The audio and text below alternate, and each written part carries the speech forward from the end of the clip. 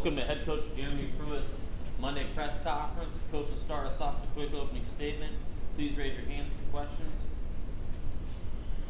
You know, when you review the game from Saturday, there's lots of positives we could take out of the game on both sides of the ball. And there's lots of things that we can learn as a football team to continue to grow and to improve. First of all, it's about things that we can control, which is, assignment, alignment, stance, technique, how we finish. Lots of things that we've kind of been preaching on the entire year. It's interesting when you go and look at the game, how many clean plays we play on both sides of the ball. When we play clean, what's our success rate? And when we don't have clean plays, what's our success rate? So there's lots of things there that we can control, that we've got to improve on. We've got to learn from, we've got to grow from. When you look at the game in itself, I felt like that we had guys that played faster than they've played before. And the good thing about, you can kind of see that in this day and time with the GPSs and things. So we've got to get guys to continue to play that fast. Offensively, we moved the ball in the first half, created some explosive plays, had some success running the football. Didn't finish the first half there. We missed a field goal. The second half we probably missed some plays there that we wished we had back, but we've got to fix that and put some drives together. We turned the ball over 2 times in the second half that hurt us, and then finished the game there in the red area kind of at the end of the game, and didn't get the ball in the end zone. Defensively, just way too many yards after contact. Too many loose plays. We've got to be able to generate pass rush. Created some tight windows in coverage. They made some throws and catches, but got to find a way to create negative plays. Got to be able to get turnovers. And when people get the ball in the red area, you got to keep them out of the end zone, force them to kick field goals. Didn't handle the 2-minute situation before the half very well. Give up a draw on the first play, and got to do a better job executing calls there. A little disappointed in the kicking game from a standpoint of our kickers. They've done a really, really nice job most of the year, and we missed a field goal and didn't punt the football as well as we had an opportunity to do. So there's lots of things that we can learn from this game and move forward. Getting ready for this week, just looking at Mississippi State. I'm looking at their 2 deep on offense, and I think every starter they got, depending on who they start at quarterback, is a 4th or 5th year guy. So it's a experienced football team, a mature football team offensively, old, lots of big guys. Defensively, they got some really good returning players. Last year, they had one of the best defenses in all of college football. They've got 21 consecutive games, where they've created a turnover. So they create negative plays by bringing pressure and put the offense a little bit on their heels. So it'll be a tremendous challenge for us. It's a great opportunity for our guys to build. I feel like we've improved every single week, but number 1, we've got to quit turning the ball over. 2, we got to get turnovers, and we got to play clean football. We got to grow up and do those things to give us an opportunity to have success. So with that, I'll take any questions. Jimmy and then David. Jeremy, a couple things. First, Ryan Maurer, after watching the tape, how would you assess this play? I thought he had really good energy. Done some nice things, especially early on. Made some really, really nice throws, got the ball out of his hand. But he also made some mistakes too, right? Probably should have handed the ball off a couple of times, made incorrect reads there. In the second half, a couple of times he worked the wrong side of the field. He made probably a poor decision when he threw the interception down there, and and then they ran the cat blitz there. We got to have control of the corner in that protection. So there's way more positives than there were negatives, but he's got to learn from them and not make the same mistakes again.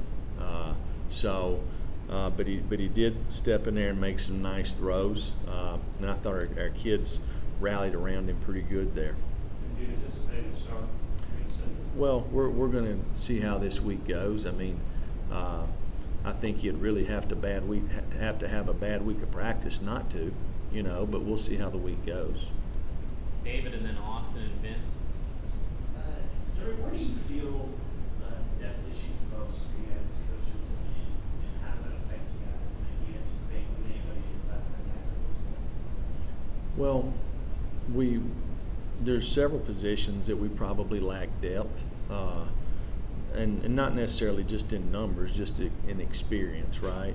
Got some younger guys there that hadn't had an opportunity to play, but there's several positions, and it's really what happens is, like Alante Taylor gets a hip flexor that he's kind of had bothered him for a couple of weeks. Warren Braille turns his ankle on Wednesday, and you got guys that play on the kickoff cover team or the punt return team, the punt team, and now they're out. So it forces guys like Jawan Jennings or Josh Palmer, people having to start doubling up, right? That's where it's kind of just sheer numbers hurts you a little bit there, and probably lessens some of the reps that you take at practice. Austin and Vince. Coach, you talked about the struggle in the King game on Saturday. Will you give Paxton a look this week, and maybe what does he do differently as a punter than maybe what the other does? I think Joe's done a really nice job for 2 years. I think he picked his head up on 2 punts Saturday. It's kind of like when I swing a golf club. I keep my eyes down, my head down. I usually hit it. You've seen it. I raise my eyes up. I don't hit it too good. So, but I think that's what Joe did. But Paxton has always been in the game plan, and he will continue to be. Vince, and then Brent. Coach Aubrey Solomon went down here. Aubrey Solomon went down during the game. What's his status? And then also, we saw Tavares Krabs a little more expanded role. Seeing the tape, what do you think of his performance? Well, Q continues to improve. He's got to improve his pass rushing, in some of the games and things that we've done with him inside there. He needs to clean those up. Aubrey was playing a really good game, and unfortunately, he's been a little banged up with a knee and a shoulder, which it's football, right? So, and he's pushed through most of the year, because he's had it, and he'll continue to do that. We'll monitor him and see how he is. We won't put him out there unless he's ready to play. But I think he played 18 snaps in the game. Those 18, he played really well. Brent, and then Stephen Blake. Coach, a couple of things. One was the status of Riley Locklear with the injury and the rest of your offensive line injuries. And two, in the kickoff return game, do you want Ty Chandler to fair catch everything inside the 10? Is that his discretion? What are you looking for in the kickoff return if an opportunity presents itself to return the ball? The kick's not in the end zone. Right. Well, if you look, we have a couple of things we do. We study the kickers for the other team. What's their hang time? For example, this last week, Rodrigo.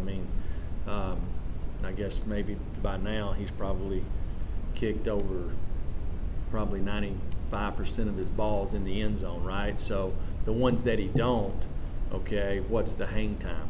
Okay, and then you look and see where the opposing coverage team, where they at when you catch the ball. Well, if these guys are on the 22-yard line and you catch the ball on the 1, your chances of getting it back to the 25 are probably slim.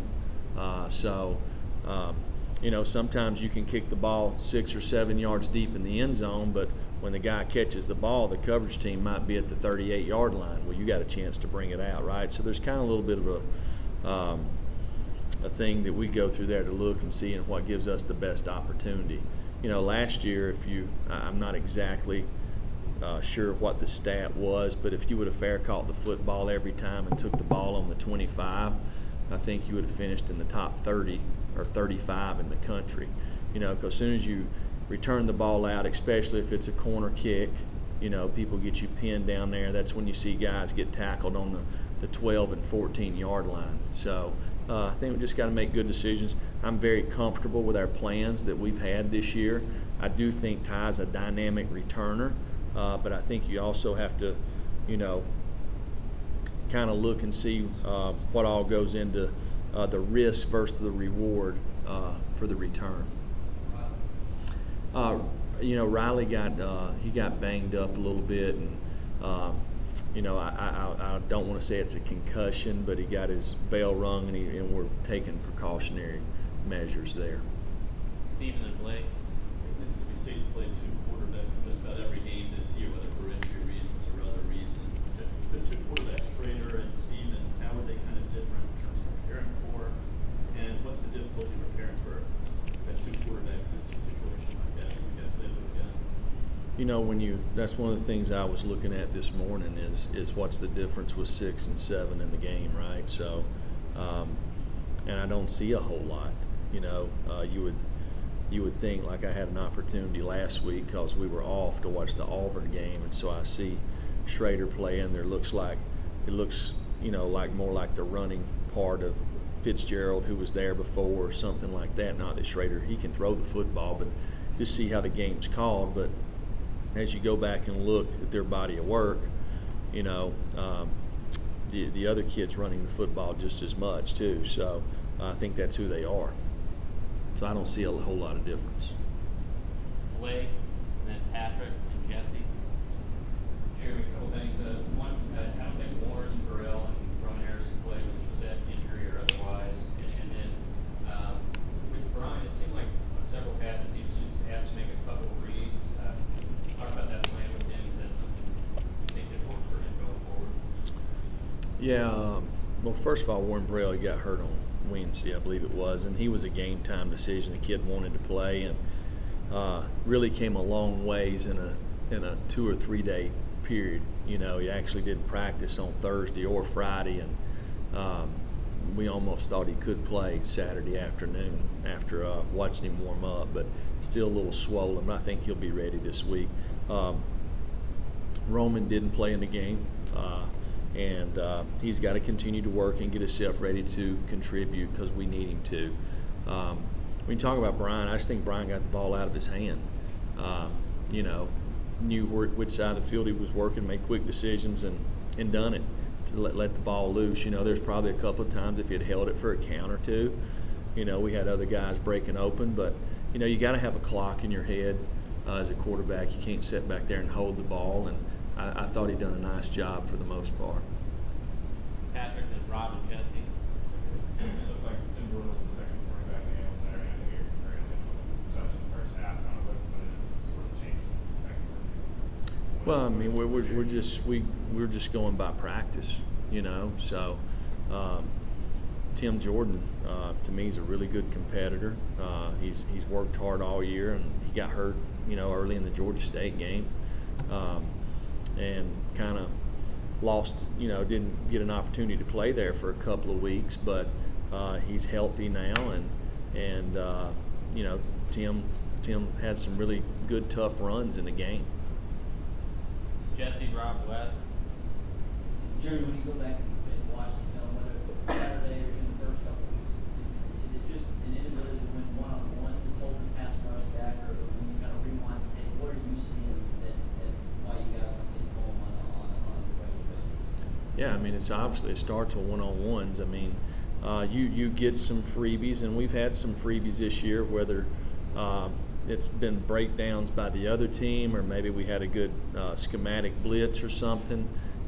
You know, we had one Saturday where we were going to get home, and they were in motion, right, when Sean Schamberger come off the head of the slot there. Sometimes you get those, but the number one thing for a defensive lineman, DN, linebacker, defensive back is you got to win one-on-ones.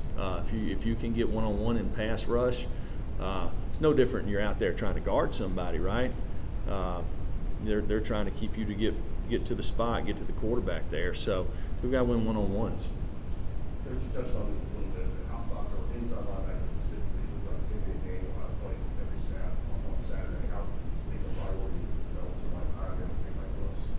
Yeah, I mean, we got to continue to develop some players there.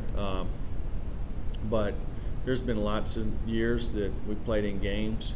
I mean, one year we played in 104 snaps, and we had the same guys that played every snap. So, you know, the guys are conditioned to do it. They'll be fine. I think one thing with Daniel's not as conditioned is maybe his knee a little bit. You know, the practice, the wear and tear. You look over a grind of 7 weeks here.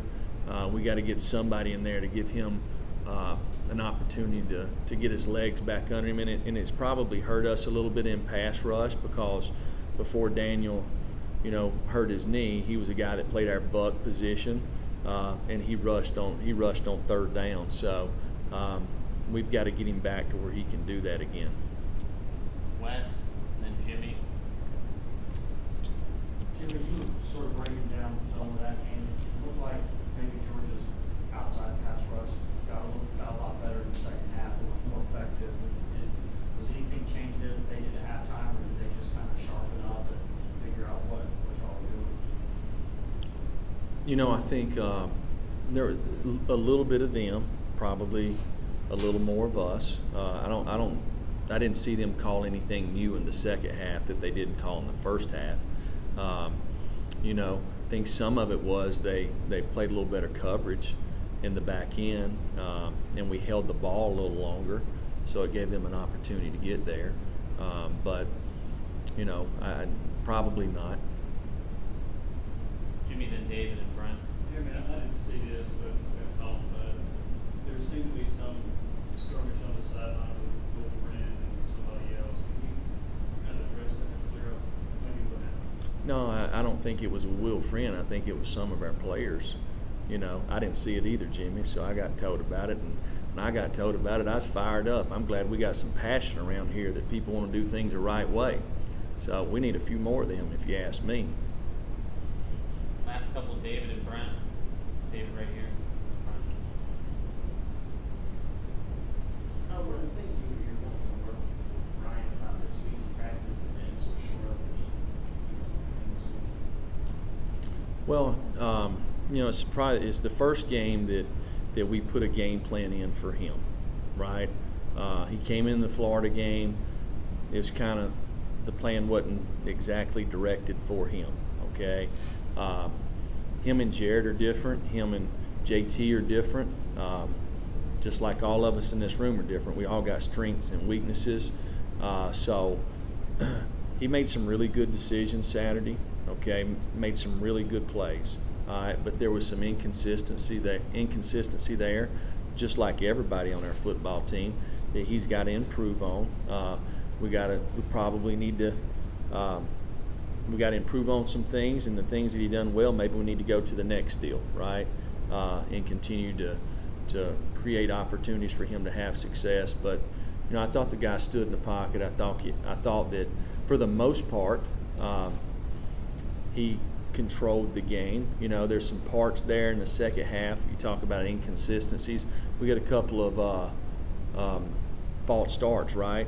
Well, he's got to be louder when he's under center, and he's got to be more direct when he's clapping his hands. So just little bitty things like that probably cost us a couple plays. We're 2nd and 1, now we're 2nd and 7, just because we don't clap our hands loud enough. So we got to be consistent on our clap. Some of that is, hey, he's for the first time, he's kind of in the moment. He's seeing what the folks are doing in the back end. Is this backer coming? Do I need to do something here? Where's the safety at? And maybe forgot the most simplest thing is, you know, having some force when he claps his hands, right? You know, so there's lots of things to learn. Brent, final question. Coach, how did you become better second half football team? You guys have been outscored for games in the second half this year. Is that just depth? What do you got to do to be consistent? Well, I think it starts with execution. You know, it'd be interesting to see exactly the turnover margin from halftime on. You know, Saturday we were -2, you know, and then we had one penalty, you know, where we made some plays. It's one thing to get penalties, okay? It's another thing to get them when you're making positive plays, right? You know, two games in a row we've got penalties for O-linemen being too aggressive, okay? Number one, we can't break the rules, but and we'll learn to stop when they blow the whistle, but first they got to blow a whistle so we can stop. But I am excited to see that we got guys up front that are trying to finish people and put people into the ground, okay? That's a long ways from where we first started 22 months ago, okay? We couldn't find 5 offensive linemen to go out there to practice. All right, so now we're starting to have to slow them down. That's a good thing, okay? We got to get some discipline to understand not to make some mistakes. But I would say, Brandon's probably turnovers, okay? Maybe depth, maybe execution, maybe maturity, you know. The same plan that all of us have had wherever we've coached. You probably could have took a video and went in our locker room and went in Georgia's locker room. The operations of the coaching staff are probably identical when it comes to coaching the players because we coach every play all the way through the game. So, but we've got to execute better in the second half, not turn the ball over. Thank you, Coach.